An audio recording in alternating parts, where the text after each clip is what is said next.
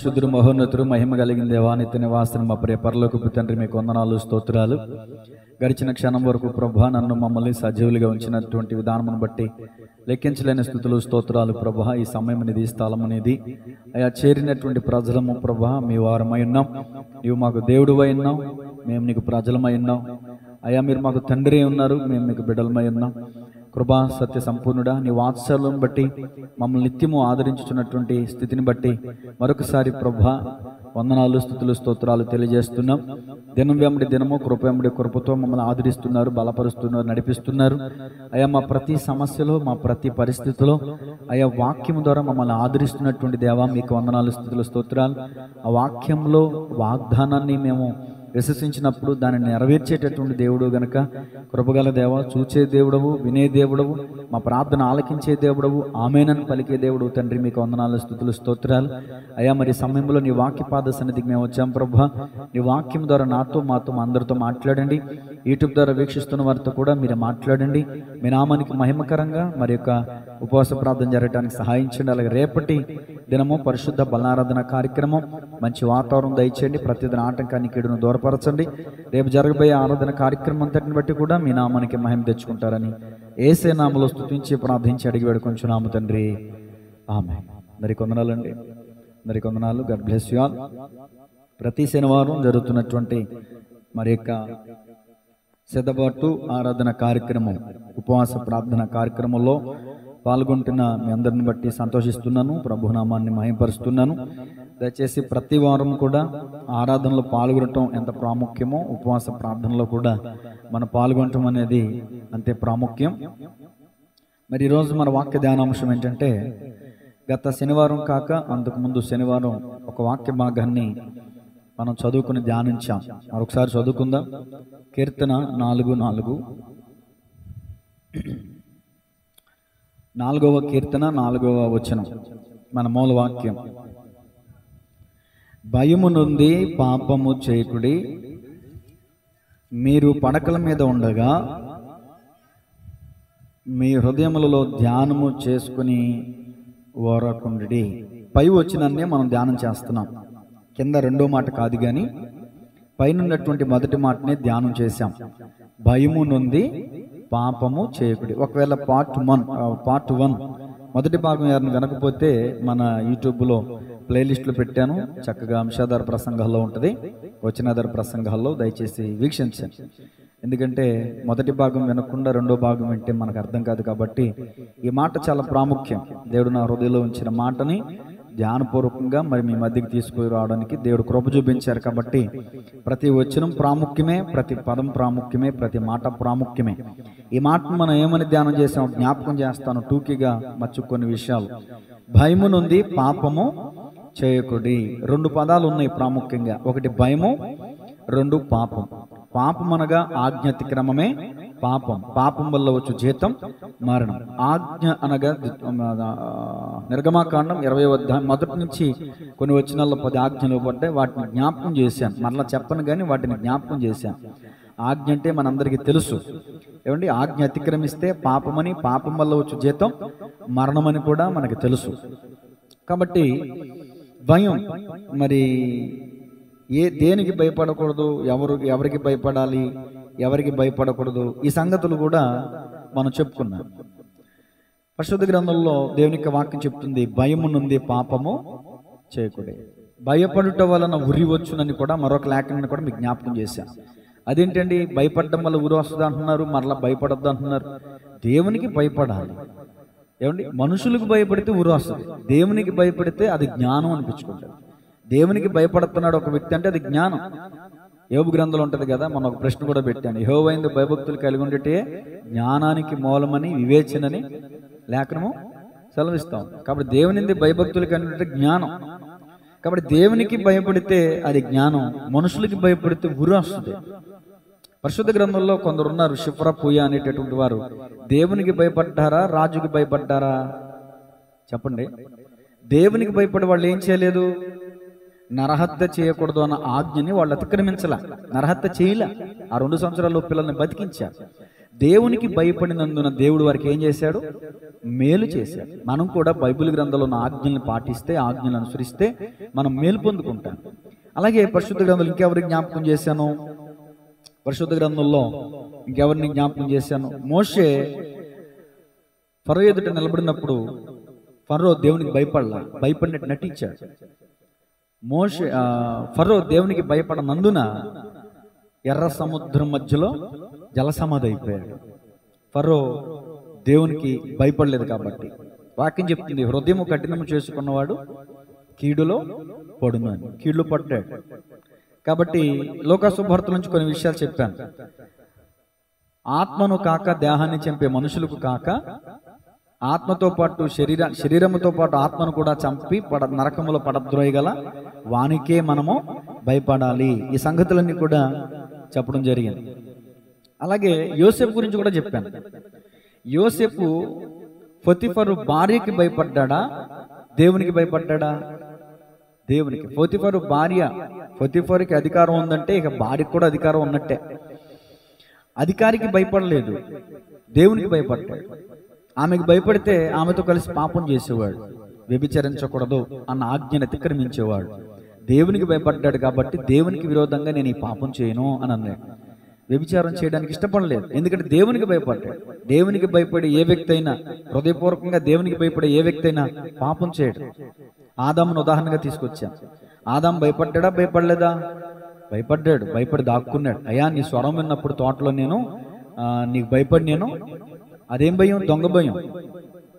అది కూడా చెప్పాను కదా, దొంగ భయం. పాపం ఉంటే, భయం ఉంటే అసలు పాపమే చేయకూడదు కదా. భయం ఉంటే అసలు ఆ పండే ముట్టుకోకూడదు, భయం ఉంటే అసలు ఆ పండే తినకూడదు. కాబట్టి దేవుడు ఉన్నప్పుడు ఎంత భయపడతామో, దేవుడు లేనప్పుడు కూడా, అంటే మన సమీపంలో దేవుని సన్నిధిలో లేనప్పుడు కూడా మనం అంతే భయపడ. పౌలు గారు అంటారు, నేను ఉన్నప్పుడు మీరు ఎంత భయపడుతున్నారు, నేను లేనప్పుడు కూడా అంతే భయపడ. కానీ చాలా మంది పాస్టర్ గారు ఉంటే ఒకలాగా, పాస్టర్ గారు లేకపోతే మరొకలాగా. అలా కాదు. దేవుని యందు భయము ఏ స్థితిలో ఉన్నా, ఏ స్థానంలో ఉన్నా, ఏ సమయంలో ఉన్నా ఒకేలా ఉండాలి. ఆదాము దేవునికి భయపడినట్టు అక్కడ రాయబడి ఉంది, కానీ దేవుని స్వరం విని భయపడి దాక్కున్నాడు. కానీ వాస్తవానికి ఆదాము దేవునికి భయపడినవాడు కాదు. భయపడితే పాపమే చేయడు. వాక్యం చెప్తుంది, భయము నుండి పాపము. ఇప్పుడు వాక్యాన్ని కంటిన్యూ చేస్తున్నాను, ముందుకు వెళ్దాం. ఫరో ఆజ్ఞకు భయపడక దేవునికి భయపడిన షిఫ్రా పోయాలు మేలు పొందుకున్నారు. వాళ్ళ వంశం అభివృద్ధి చెందింది. ఈరోజు మనం కూడా దేవుని వాక్యానికి భయపడితే, దేవుని వాక్యానికి లోబడితే మనం కూడా మేలు పొందుకుంటాం. మన వంశం కూడా అభివృద్ధి పొందుతుంది. పరిశుద్ధ గ్రంథంలో ఎవరు దేవునికి భయపడ్డారు, ఎవరికి దేవుని భయపడలేదు? భయపడిన వారు ఏం పొందుకున్నారు, భయపడక పాపం చేసిన వాళ్ళు ఏమయ్యారు అనే విషయాలు క్లుప్తంగానే మీ దృష్టికి తీసుకురావాలని ఇష్టపడుతున్నాను. పరిశుద్ధ గ్రంథంలో మరి కొంతమంది భక్తులు ఉన్నారు. ఎవరండి వాళ్ళు? చూడండి, దానియేలు గ్రంథం 3వ అధ్యాయం. దానియేలు గ్రంథం 3వ అధ్యాయము 16 నుంచి కొన్ని విషయాలు.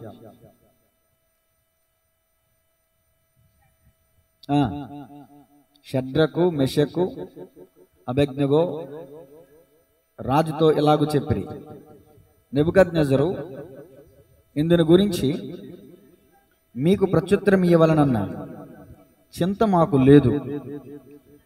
మేము సేవించుచున్న దేవుడు మండుచున్న వేడిమి గల ఈ అగ్నిగుండములో నుండి మమ్మను తప్పించి రక్షించుటకు సమర్థుడు.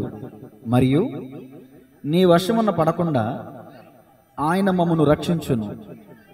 ఒకవేళ ఆయన రక్షింపకపోయినను, రాజా, నీ దేవతలను మేము పూజింపమనియు నీవు నిలవబెట్టించిన బంగారు ప్రతిమకు నమస్కరింపమనియు తెలిసి కొనుము. చాలండి, దేవునికి స్తోత్రం కలుగునుగా. ఇక్కడ పౌరుషం కలిగినటువంటి భక్తులు కనిపిస్తున్నారు, రోషం కలిగినటువంటి భక్తులు కనిపిస్తున్నారు, భక్తి కలిగినటువంటి, యథార్థత కలిగినటువంటి మనుషులు ఇక్కడ కనిపిస్తున్నారు. ఈ రోజుల్లో ఇలాంటి వ్యక్తులు కరువైపోయారు. మనుషులకు కనబడవలనని భక్తి చేస్తున్నారే తప్ప దేవుని దృష్టి ఎదుట యథార్థంగా, నీతిగా నిలిచేటటువంటి భక్తులు కానరావట్లేదు. ఇక్కడ ఉన్నటువంటి భక్తులు బబులోను దేశానికి బానిసలుగా కొనుక్కోబడ్డారు. ఏ దేశానికైతే బానిసలుగా కొనుక్కోబడ్డారో ఆ దేశపు రాజు ఒక శాసనాన్ని నియమించాడు. ఒక ఎత్తైనటువంటి ప్రతిమ నిలబెట్టాడు. ఆ ప్రతిమకు మాత్రమే మొక్కాలి, ఆ ప్రతిమ ఎదుట సాగిలపడాలి. వాయిద్యాలు వాయించినప్పుడు సర్వ జనాంగం కూడా ఆ ప్రతిమకు సాగిలపడాలి, నమస్కరించాలి అని చెప్పి రాజుగారు శాసనాన్ని నియమించారు. అక్కడ ఉన్నటువంటి భక్తులు, దేవుని భయం కలిగినటువంటి వాళ్ళు ఏమంటున్నారంటే, రాజా, ఇందును గురించిన చింత మాకు లేదు. చింత దేనికి చింత? ఆ బొమ్మకు మొక్కకపోతే అగ్నిగుండంలో పడేస్తారు అనేటటువంటి నియమం ఏర్పాటు చేశారు. దానికి చింత. మా ప్రాణం పోతుందేమోననే చింత మాకు లేదు. ఒకవేళ మీరు అగ్నిగుండంలో పడేవచ్చు, పడేస్తే మా దేవుడు మమ్మల్ని రక్షిస్తాడు. రాజా, రక్షింపకపోయినను పర్లేదు, రక్షింపకపోయినను సరే, నీ బొమ్మకు మేము మొక్కం. ఇక్కడ మీరు గమనించాలి, బొమ్మకి మొక్కము అనేది వీళ్ళ వ్యక్తిగత నిర్ణయమా? కాదు, దేవుని నిర్ణయం. నిర్గమకాండం 20వ అధ్యాయం 10వ అధ్యాయంలో మనం చూస్తే, నీ దేవుడైన యెహోవానగు నేను తప్ప వేరొక దేవుడు నీకు ఉండకూడదు, వాటికి సాగిలపడకూడదు, వాటిని పూజింపకూడదు, వాటికి నమస్కరింపకూడదు అనేది దేవుని ఆజ్ఞలో మొట్టమొదటి ఆజ్ఞ. భయము నుండి పాపము చేయకుడి. దేవుని భయం కలిగి మనం ఆజ్ఞను అతిక్రమించకూడదు. ఇంతకు ముందు చెప్పిన షెఫ్రా పూయ అనేటటువంటి వారు నరహత్య చేయలేరు. ఇంతకు ముందు చెప్పిన యోసేపు అనే వ్యక్తి వ్యభిచారము చేయలేదు. ఇప్పుడు చెప్తున్నటువంటి శద్రక్ మెషక్ అబేద్నెగో వారు విగ్రహారాధన చేయడానికి తెగించలేరు. ఎందుకు విగ్రహారాధన చేయడానికి వాళ్ళు ఇష్టపడలేదంటే, అది వాళ్ళ వ్యక్తిగత నిర్ణయం కాదు, దేవుడు శాసించాడు. దేవుడు శాసన పలకం మీద అయ్యండి ఆయన చేవ్రేలతో రాసినటువంటి మాటలు మొట్టమొదటి ఆజ్ఞ విగ్రహారాధన చేయకూడదు. ఈ రోజున క్రైస్తవులు ఎంతమంది విగ్రహారాధన చేస్తున్నారు ఆలోచించండి. ఈ రోజున క్రైస్తవ సంఘాల్లో ఎన్ని సంఘాల్లో విగ్రహారాధన లేదంటారు ఒకసారి ఆలోచించారు? యేసుక్రీస్తు ప్రభుల వారి బొమ్మను పెట్టినా కూడా అది విగ్రహమా కాదా? ఏమంటే మరే ఇతర బొమ్మలు పెట్టినా అది విగ్రహారాధన కాదా? ఏ రూపాన్ని నువ్వు చేసుకోకూడదంటే దాని అర్థం ఏంటి? అసలు యేసు ప్రభు రూపాన్ని కూడా నువ్వు చేసుకోవడానికి వీల్లేదు. ఆయనకి రూపం ఉందని నువ్వు ఒక మట్టి బొమ్మతో రూపాన్ని చేసి పెడుతున్నావు, యేసు ప్రభువా అని దండం పెడుతున్నావు, నమస్కారం చేస్తున్నావు, సాగిలు పడుతున్నావు, మోకాళ్ళు వేసి ప్రార్థన చేస్తున్నావు. అది బైబిల్కి విరుద్ధం. ఏ రూపము అంటే దాని అర్థం ఏంటి? యేసు ప్రభు ఈ రూపం ఉందండి. ఆ రోజున ఫోటోలు తీసిన వాళ్ళు ఎవరు ఉన్నారండి? 2000 సంవత్సరాల క్రితం యేసుక్రీస్తు ప్రభులు అని ఫోటో తీసిన వాళ్ళు ఎవరున్నారా? ఒకవేళ ఫోటో తీస్తే మరుక్షణంలో ఆయన మరో రూపాన్ని ధరించగలరు. అప్పుడు ఏం చేస్తావు? అలా మీరు ఎలా చెప్పగలరండి అంటే, నాకు ఆధారం ఉంది, వాక్యాధారం లేకుండా నేను ఏది చెప్పను. ఆయన చనిపోయి సమాధి చేయబడిన సందర్భంలో ఎమ్మాయిదారులో శిష్యులు నడుస్తూ వెళ్తూ ఉంటే వారికి మారు రూపం అంటే వేరే రూపంతో వాళ్ళకి ప్రత్యక్షమై వాళ్ళ మధ్యలో నడిచేడేసా. నీ రూపంలో ప్రత్యక్షం కాగలరు, నా రూపంలో ప్రత్యక్షం కాగలరు. ఒకవేళ కళలో నీ రూపంలో ఏమండి వేరే రూపంలో ఏదైనా రూపంలో నీకు ప్రత్యక్షమైతే ఆ రూపాన్ని నువ్వు చిత్రీకరించేసి, నువ్వు ఒకవేళ నువ్వు ఆర్టిస్ట్ అయితే ఆ రూపాన్ని వేసేసి ఇదే దేవుడు నా కళలో కనిపించాడని చెప్పగలవా? చాలా మంది శాంతి సందేశం సినిమా తీశారు కృష్ణ గారు. ఏమన్నా కృష్ణ గారి ఫోటోలు కూడా వచ్చినాయి. ఇప్పుడు మన కృష్ణ గారి ఫోటో కూడా తీసుకొచ్చి ఇంట్లో పెట్టుకోగలమా? చాలా మంది హీరోస్, మంచి హీరోస్, మంచి ఫ్యాషన్ ఆఫ్ ద క్రైస్ట్, ఎక్కువ ఇళ్లలో ఉండేటటువంటి ఫోటోలు ఎవరి అంటే ఆ ఫ్యాషన్ ఆఫ్ ద క్రైస్ట్ తీసినటువంటి హీరో ఎవరైతే ఉంటారో అతని ఫోటోలు ఉంటాయి. అది అతని ఫోటో, యేసు ప్రభు ఫోటో కాదు. కాబట్టి గమనించాలి. నేను ఏమని చెప్తున్నానంటే, విగ్రహారాధన చేయకూడదు. అది ఏ విగ్రహమైనా చేయకూడదు, ఏ రూపాన్ని నువ్వు చేసుకోకూడదు అని వాక్యమే సెలవిస్తుంది. మరి దేవుడు ఎవరో? ఆయన ఒక రూపంలో లేడు, రూపం లేనివాడు, ఆకారం లేనివాడు, అగ్ని స్వరూపుడు. నా మాట అగ్ని వంటిది కాదా? నా మాట అగ్ని వంటిది కాదా? వాక్యమే దేవుడు, ఆయన అగ్ని స్వరూపుడు. మనకులాగా ఆయనకు రూపం లేదు, మనం ఏర్పాటు చేసుకున్నాం. ఇవన్నీ కూడా మనుషులు సృష్టించుకున్నవి. కాబట్టి విగ్రహంలో దేవుడు ఉండడు, ఏ రూపంలోనూ దేవుడు ఉండడు అనే విషయం మనకి తెలిసిన విషయమే. తెలిసినా కూడా ఏదో పూర్వం నుంచి చేస్తున్నాం కదండి అని మొక్కుబడిగా చేసేవాళ్ళు లేకపోలేదు. సరే, మీరు మొక్కుబడిగా చేస్తున్నారో, ఆచారంగా చేస్తున్నారో, ఆనవాయితీగా చేస్తున్నారో, అలవాటుతో చేస్తున్నారో నాకు తెలియదు, కానీ అది బైబిల్కి విరోధం. శద్రక్ మెషక్ అబేద్నెగో కొనబెట్టేటువంటి వారు యథార్థమైనటువంటి భక్తి పరులు. భక్తులు దేవుని దృష్టికి ఇష్టులు అని బైబిల్ చెప్తుంది. కేవలం ఇష్టులు అంటండి. భక్తులు, భూమి మీద ఉన్న భక్తులు దేవుని దృష్టికి కేవలం ఇష్టులు. ఆ భక్తులు శ్రేష్ఠులు అని మనం చదువుకున్న ప్రస్తుతం మన ప్రతిదిన వాక్య ధ్యానాంశంలో నిన్నో ఈరోజు చదివే నీ వాక్యాన్ని. భూమి మీద ఉన్న భక్తులు యెహోవాకు ఇష్టులు అంటండి. మరి అలాంటి ఇష్టలుగా నువ్వు నేను ఉన్నామో ఒకసారి ఆలోచించండి. మనకు నచ్చిన పని చేసి మనం దేవునికి ఎలా ఇష్టలం అవుతాం చెప్పండి. దేవుడు చెప్పింది చేస్తే మనం ఇష్టలం అవుతాం. ఇక్కడ శద్రకు మెషకు అబేద్నెగో అనేవారు దేవునికి ఇష్టలు, వాళ్ళు దేవుని దృష్టిలో శ్రేష్ఠులు. మరి నువ్వు నేను ఎందుకు కాలేకపోతున్నావు? వారి సమస్యలో, వారి శ్రమలో, అగ్నిగుండంలో దేవుడు ప్రత్యక్షమయ్యాడు. మరి నీ నా శ్రమలో దేవుడు ఎందుకు ప్రత్యక్షం కావట్లేదు? ఏమండి, మనం కొని తెచ్చుకుంటున్నాం కొన్ని కష్టాలు, కొని తెచ్చుకుంటున్నాం కొన్ని పరిస్థితులు. కాబట్టి గమనించాలి. దేవునికి వాక్యం చూస్తే ఈ ముగ్గురు భక్తులు అంటారు కదా రాజా, అసలు రాజా అన్నారు, మరి నెబుకద్నెజరు అని పేరు పెట్టి కూడా పిలిచారు. ఆ ధైర్యం వాళ్ళకి లేదు. కానీ ఆటోమేటిక్ గా నీ భక్తి నీకు ధైర్యం పుట్టింపుదా. నిజంగా వాస్తవానికి రాజుగారిని పేరు పెట్టి పిలిచే ధైర్యం వాళ్ళలో లేదు, కానీ వాళ్ళల్లో ఉన్న భక్తి వాళ్ళకి ఆ ధైర్యాన్ని పుట్టించింది. రాజు అయిన నెబుకద్నెజరు, ఇందును గురించిన చింత మాకు లేదు, రాజా నీ బొమ్మకు మేము మొక్కం. ఒక అద్భుతమైనటువంటి స్టేట్మెంట్ ఇవ్వగలిగారండి వాళ్ళు. ఈ రోజున రాజీ పడిపోతున్నటువంటి క్రైస్తవం మన కళ్ళ ముందు కనిపిస్తుంది. అందుకనే యేసుక్రీస్తు ప్రభుల వారు స్వయంగా యోహాను గారికి దర్శనంలో చెప్పినటువంటి మాటలు ఏంటంటే, ఏ సంఘం అది? సార్దిస్ సంఘం.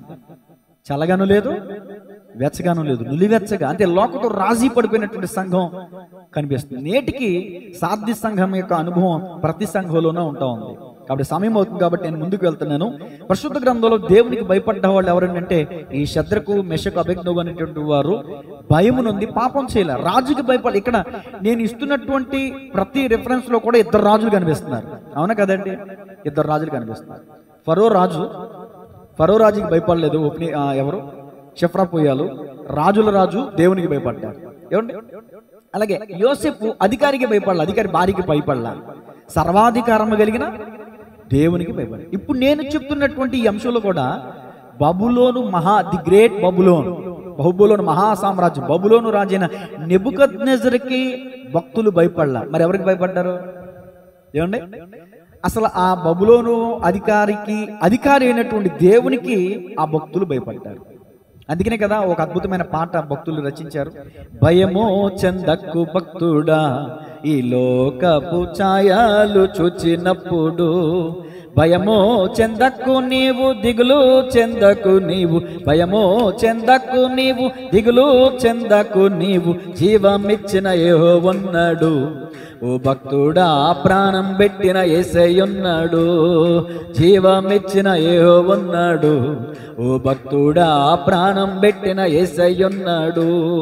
బబులోను దేశమందున ఆ భక్తులు ముగ్గురు బొమ్మకు మ్రక్కనందున, బబులోను దేశమందున ఆ భక్తులు ముగ్గురు పట్టి బంధించి రాజు అగ్నిలో పడవేసే, నాలుగో వాడు తిరుగలేదా ఓ భక్తుడా రాజు రమ్మని పిలువలేదా, నాలుగో వాడు తిరుగలేదా ఓ భక్తుడా రాజు రమ్మని పిలువలేదా. భయమో చెందకు నీవు దిగులు చెందకు నీవు, భయమో చెందకు నీవు దిగులు చెందకు నీవు, జీవమిచ్చిన యెహోవన్నాడు. ఓ భక్తుడా ప్రాణం పెట్టిన యేసయ్యున్నాడు. దేవునికి స్తోత్రం.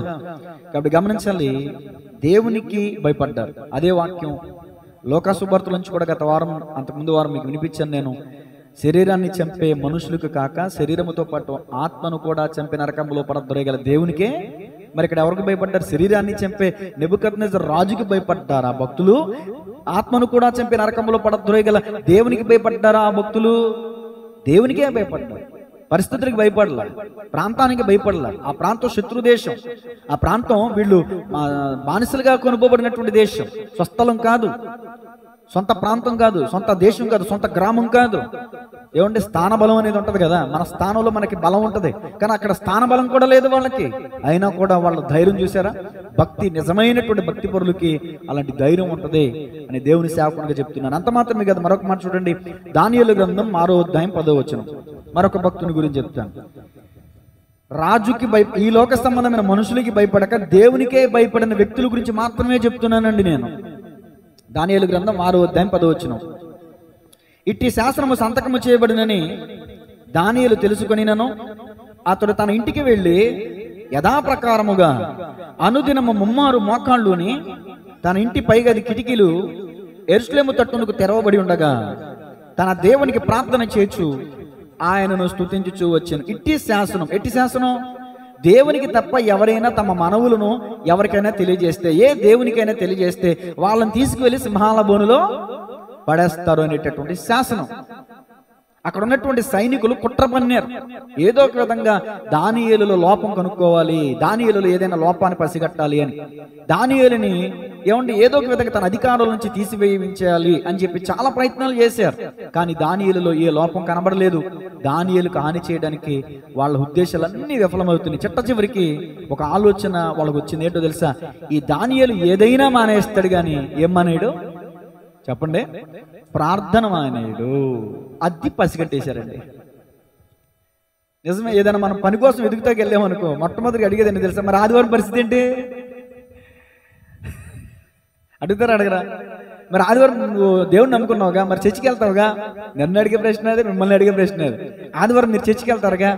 అవునండి, ఆదివారం పని ఉంటే ఆ పని మాకు వద్దండి అనగలిగేవాడే క్రైస్తవుడు. పర్లేదండి, ఆదివారం కూడా నేను వచ్చేస్తానండి పని కంటే. అక్కడ దేవుని ఆజ్ఞకి మనం లోబడినట్టే కదా. ఈ వారంలో నా అనుభవాన్ని చెప్తున్నాను మీకు సుమా. దేవునికి స్తోత్రం కలుగునుగా. నిజమే. దైవజనులు కూడా చెప్పినటువంటి విషయం ఏంటంటే, పరిచర్యని పక్కన పెట్టే ఏ పనైనా అది ముప్పే. పరిచర్యని పక్కన పెట్టే ఏ పనైనా అది మనకు ముప్పే. మరి దైవజనుడు అలా అనుకున్నప్పుడు ప్రతి విశ్వాసి కూడా అలాగే అనుకోవాలిగా. దేవుని సన్నిధికి దూరం చేసే, ప్రార్థనకి దూరం చేసే, వాక్యానికి దూరం చేసే మరి ఏ ఫంక్షన్ అయినా, ఏమండి, ఏ పార్టీ అయినా, ఏ పరిస్థితి అయినా అది ముప్పే కదా.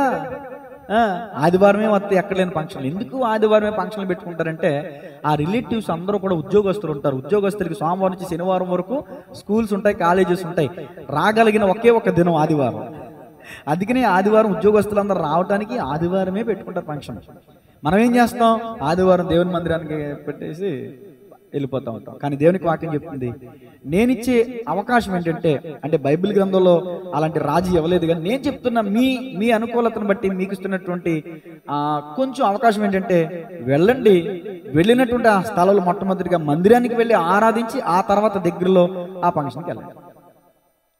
లేదు ఇక్కడికి మందిరానికి రమ్మ నేను చెప్పట్లేదు. ఈ మందిరానికి వస్తే 2 గంటల దూరం చేసి వెళ్ళలేరు కదండి.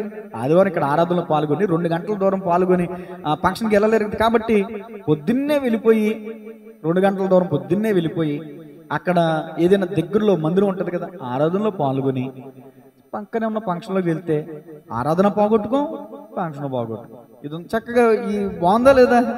ఎవరిది కాదనలేరు. దేనికి స్తోత్రం కలిగిందిగా. కాబట్టి నేను అంత పక్షపాతిని కాదండి. మీ బంధువులకి వెళ్ళొద్దు, ఫంక్షన్కి వెళ్ళొద్దు అన్నంత పక్షపాతి నేనైతే కాదు. దేవునికి స్తోత్రం. మరి ఏ పాస్టర్ గారు ఇలాంటి అవకాశం ఇస్తాడో కూడా నాకు తెలియదు. ఇచ్చినానని నేను మంచోడిని కాదు, ఇవ్వలేదని అతను చెడ్డోడు కాదు. దేవునికి స్తోత్రం కలిగిందిగా. కాబట్టి రాజీ పడకూడదండి.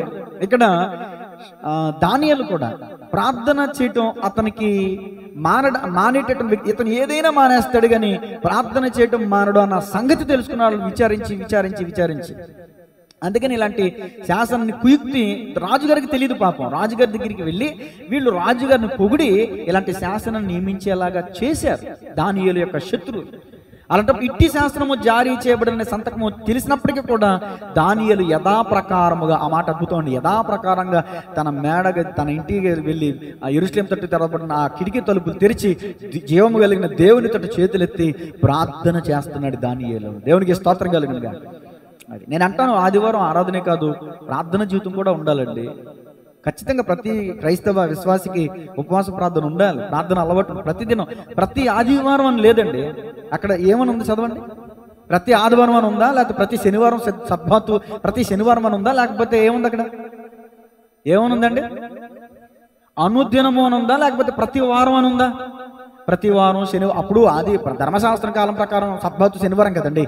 ప్రతి శనివారం అని ఉందా? లేదు. అనుదినము నువ్వు నేను ప్రార్థించాలి.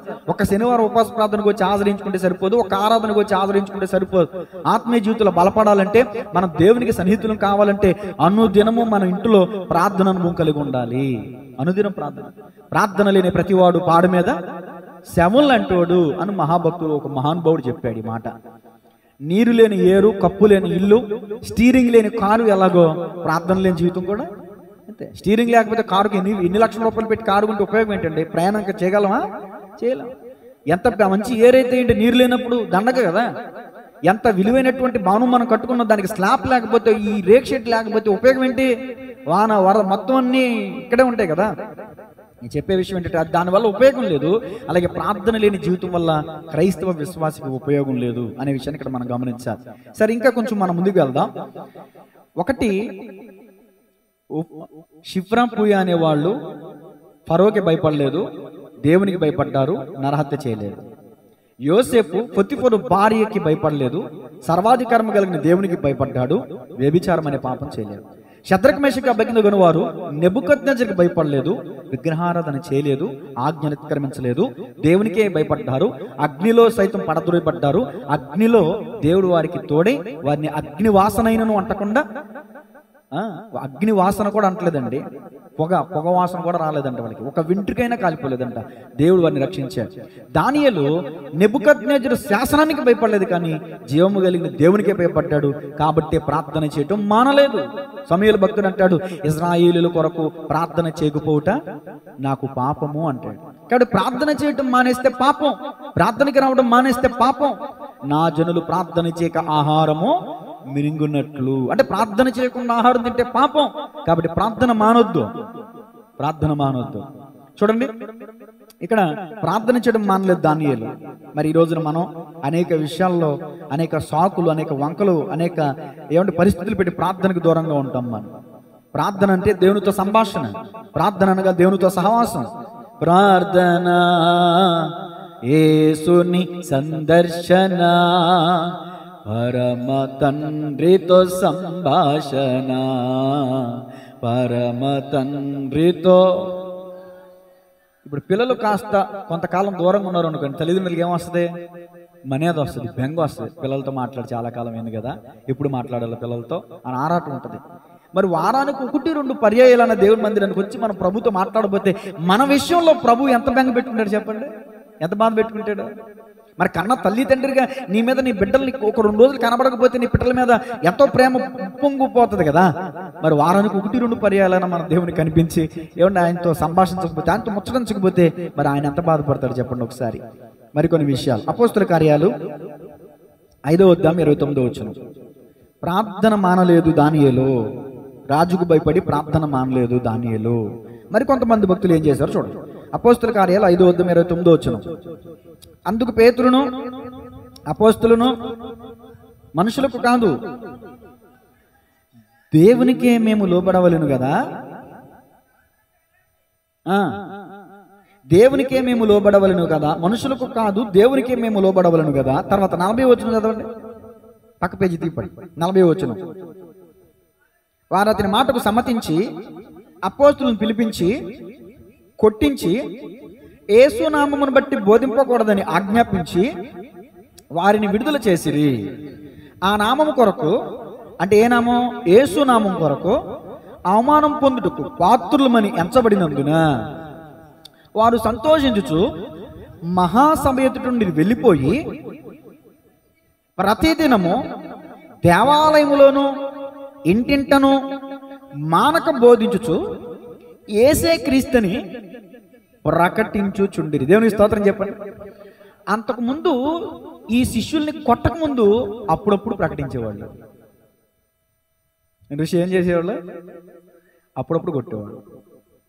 పిలిచి కొట్టించి మీరు ఈ నామాన్ని బోధించకూడదు అని ఎగతాళి చేసి అవమానించిన తర్వాత ప్రతిదినం ప్రకటించడం మొదలెట్టారు. దేవునికి స్తోత్రం కలుగును గాక. అంతకు మించి చేశారా, మానేశారా? ఓరు బాబు, ఈ పోట్లు ఏంటారు, ఈ దెబ్బలు ఏంటారా బాబు, ఎగతాలు ఏంటారా బాబు, ఈ ఉమ్ములు ఏంటారా బాబు అని చిచి ఇక్కడతో మనం మానేద్దాం, మన వేసే మనలో వదిలిపెట్టి వెళ్ళిపోయాడు, చనిపోయాడు కదా, ఇప్పుడు మనకి ఎందుకు, మనకేం ఉపయోగరా బాబు అని ఎవరికాళ్ళు ఎలాంటి మాటలు మాట్లాడుకుని ఇళ్ళకి వెళ్ళిపోయారండి. ఎవరి పనులు వాళ్ళు చేసుకోవడానికి వెళ్ళిపోయారా? యేసునామమును బట్టి ఇటు అవమానం మనకి యోగ్యం, ఇటు అవమానం మనకి ఏమంటాడు అక్కడ, ఇటు అవమానం పొందుటకు పాత్రులమని ఎంచబడినందున వారు సంతోషించు. మత్తయి సువార్తలో యేసు ప్రభువుల వారు చెప్పారు, ఎవరైనా నా నిమిత్తం జనులు మిమ్మల్ని నిందించి హింసించి చెడ్డ మాటల పలికినప్పుడు మీరు ఆనందించి సంతోషించండి, పరలోకంలో మీ ఫలం అధికమవుద్ది అని. దేవునికి స్తోత్రం కలుగునుగా. ఇంకా ఎవరెవరు భయపడలేదు భయపడని వాళ్ళు ఏమయ్యారనే విషయాలు వచ్చేవారని చెప్తాను. టైం అయిపోయింది కాబట్టి ముగించేస్తాను. అర్ధగంట మాత్రమే చెప్తాను అన్నాను కదండి, గంట మాత్రమే చెప్తున్నాను. ఈరోజు ఎవరెవరి గురించి చెప్పాను? గత వారం ఏమో షిఫ్రా, పూయ, ఆదాము, ఇంకా యోసేపు గురించి చెప్పాను. ఈ వారం షద్రక్, మెషక్, అబేద్నెగో, దానియేలు, అపోస్తుల గురించి చెప్పాను. షద్రక్, మెషక్, అబేద్నెగో వారు రాజుకు భయపడలేదు, దేవునికే భయపడ్డారు. దానియేలు రాజుకు భయపడలేదు, దేవునికే భయపడ్డాడు. ఇక్కడ అపోస్తులు కూడా వాక్యాన్ని ప్రకటించే విషయంలో మనుషులకు భయపడలే. ఆ మాట కూడా అన్నారు, అయ్యా అధికారులారా, మేము మనుషులకు కాదు దేవునికే మేము లోబడాలి కదా అని. యేసునామాన్ని ప్రకటించొద్దు, యేసునామాన్ని బోధించొద్దు అంటే కొట్టితే ఆ గాయాలు అనుభవించి ఆ దెబ్బలు తింటూ ఇటు అవమానానికి మనం పాత్తులు అనుకున్నారండి. ఆ దెబ్బలకు తినటం వల్ల వాళ్ళు సంతోషించారండి.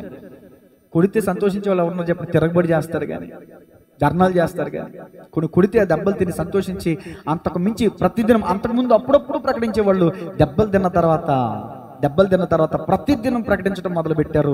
దేవునికి స్తోత్రం కలుగును గాక. ఈయన దేవుని మాటలు మనందరి హృదయాలు నీరు కట్టి ఫలించును గాక.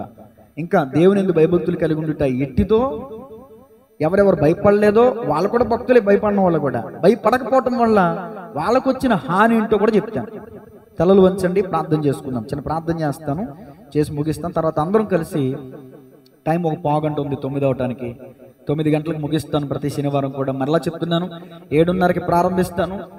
అరగంట పాటలు, అరగంట వాక్యం, అరగంట ప్రార్థన, 1.5 గంటలు మాత్రమే చక్కగా అందరికీ అనుకూలంగా ఉండేటటువంటి సమయాన్ని నేను ఏర్పాటు చేస్తున్నాను. రాత్రులు తెల్లవారులు ఏమంటే ఆన్లైన్లు పెట్టి మిమ్మల్ని ఇబ్బంది పెట్టట్లేదు. ఆన్లైన్ పెట్టి ఒకవేళ మనం ప్రార్థన చేస్తూ పడుకున్నాం అనుకుంటే దానికి ఉపయోగం ఉండదు. నాకు ఉంది పెట్టాలని, కానీ ప్రార్థన చేసి వెళ్ళిపోవటం, ప్రార్థనలో పడుకోవటం, ఏమండి ప్రార్థనలో ఆవిలంతలు, ఇలాంటి స్థితి చూసి నాకు పెట్టాలనిపించట్లా. మనస్ఫూర్తిగా యథార్థంగా ఒక 10 నిమిషాలు చేసినా మెలుగు కలిగి అది మనకి దీవెన అవుతుంది. అది నా ఉద్దేశం. కాబట్టి ఇప్పుడు ఒక పావుగంట ఉంది, చిన్న ప్రార్థన చేసి ముగించి అందరం కలిసి 15 నిమిషాలు ప్రార్థన చేద్దాం. పరిశుద్ధుడా, ప్రేమగల తండ్రి, కృపగలిగిన దేవా, ఈరోజు వాక్యం ద్వారా నాతోనే మీరు మాట్లాడారు. నిజమే, అనేక సమస్యలను బట్టి, అనేక పరిస్థితులను బట్టి భయపడతా ఉంటాం. మనుషులకు భయపడితే ఊరొస్తుందని, దేవునికి భయపడితే మేలును వంశాభివృద్ధిని కలుగుతుందని అయా ఎన్నో విషయాలు మీరు మా ముచ్చటిస్తూ వచ్చారు. పరిశుద్ధ గ్రంథంలో ఎంతోమంది భక్తులు మా ముందు ఉంచారు. ఈరోజు ఈ వాక్యాన్ని ధ్యానం చేసుకుంటూ ప్రార్థనలో మమ్మల్ని మేము బలపరచుకోవడానికి సహాయం చేయండి. ప్రార్థనాత్మ దయచేయండి, అందరికీ కూడా ప్రార్థనాత్మ దయచేయండి. ఈ యొక్క ఉపవాస కొడుకులో పాల్గొన్న ప్రతి వారిని బలపరచండి. ఇంకా ప్రతి ఒక్కరూ కుటుంబ సమేతంగా ఈ వాక్యం వింటున్న విశ్వాసులు ఎవరైతే ఉన్నారో ఒక ఆదివారానికే పరిమితం కాక ప్రతి శనివారం ఉపవాస ప్రార్థనలో పాల్గొనాలని తీవ్రత ప్రతి ఒక్కరికి దయచేయండి. ఎందుకంటే వాక్యం చెప్తుంది, ఒక్క దినము దేవుని సన్నిధిలో గడుపుట 1000 దినాల కంటే శ్రేష్టము అని. ఆవరణములలో గడుపుట సంతోషం అనుకున్నారు ప్రభు. ఆ రోజున నీ మందిర ఆవరణములు చూడవలనని నా హృదయం ఎంతో ఆశపడుతున్నది. అయ్యా, ఒక్క వరం అడుగుతున్నాను, ఇదిగో నా జీవితకాలం అంతా నీ సన్నిధిలో నీ ప్రసన్నతను చూచే భాగ్యం అని కోరుకుంటాను. కానీ ఈ రోజున ప్రార్థన మందిరానికి రాకుండా ప్రార్థనను నిర్లక్ష్యం చేసి టీవీల దగ్గర కాలయాపన చేస్తూ, ముసలమ్మ ముచ్చట్లు చేస్తూ, ఆ చోట ఈ చోట కూర్చుంటూ కాలాన్ని గడిపేవారు లేకపోలేదు. ఈరోజు ఎంత గొప్ప ధన్యతను మాకు ఇచ్చినందుకు వందనాలు ప్రభువా. ఇంత శ్రేష్టమైన సందేశాన్ని మేము వినటానికి, నీ సన్నిధిలో నీ కాళ్ళు అయ్యా పట్టుకుని నీ పాదముల దగ్గర చేరి మేము ప్రార్థించడానికి మీరు మాకు ఇచ్చిన భాగ్యాన్ని పట్టిస్తూ త్యాగం చెల్లిస్తూ యేసయ్య నామములో ప్రార్థించి అడిగి వేడుకొంచున్నాము తండ్రి, ఆమేన్.